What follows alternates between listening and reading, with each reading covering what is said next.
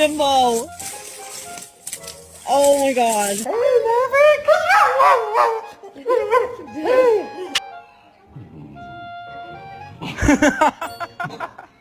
But I think the dog adopted her. Excuse me, sweet angel.